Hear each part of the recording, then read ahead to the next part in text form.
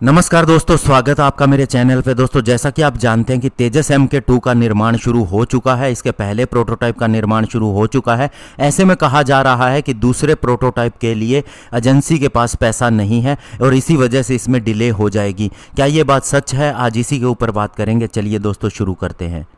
तो दोस्तों, तेजस MK2, जिसे आप तेजस MK1 न समझें, क्योंकि दोस्तों ये एक बहुत ही पावरफुल फाइटर जेट होने वाला है। इसकी लोड कैरिंग कैपेबिलिटी बहुत ज़्यादा होगी। नेक्स्ट जनरेशन के इलेक्ट्रॉनिक वारफेयर सिस्टम होंगे और बहुत से सुपीरियर एवियोनिक्स भी इसको दिए जाएंगे। तो ऐसे में दोस्तों इसका फैब्रिकेशन शुरू हो चुका है। हिंदुस्तान एरोनॉटिक्स लिमिटेड इसे बनाने का काम कर रही है और माना जा रहा है इसी साल के अंत तक यह आ जाएगा और अगले साल इसके हाई स्पीड टैक्सी ट्रायल शुरू हो जाएंगे और उसके बाद में इसके फ्लाइट टेस्ट भी शुरू हो जाएंगे। लेकिन दोस्तों अब ये कहा जा रहा है कि जो इसे अमाउंट दी गई थी, जो अमाउंट अलॉट की गई थी, वो सारी इसकी फैब्रिकेशन के अंदर खर्च हो जाएगी, पहले प्रोटोटाइप के ही।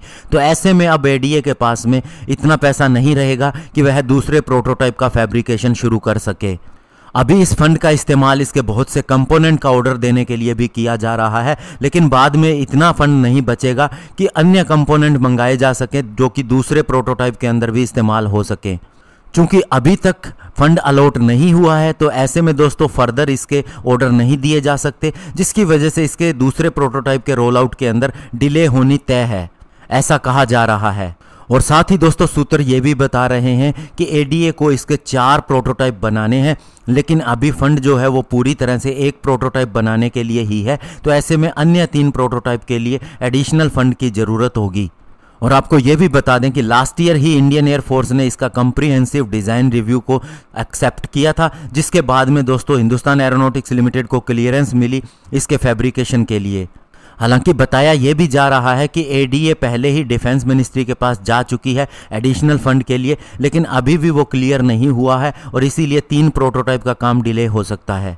और दोस्तों इस फंड के अंदर कमी क्यों आई है, तो आपको बता दें कि 2400 करोड़ रुपए 2009 के अंदर ADA को अलॉट किए गए थे गवर्नमेंट की तरफ से, जिसमें तेजस MK1 प्लेटफॉर्म को ही री इंजन करना था, यानी F404 की जगह F414 जो एक पावरफुल इंजन है उसे बदला जाना था। लेकिन दोस्तों इस बदलाव के साथ ही इसके डिज़ाइन के अंदर भी बहुत से चेंजेस हो गए और जो 13.5 टन का एयरक्राफ्ट था वो 17.5 टन के एयरक्राफ्ट के अंदर बदल गया।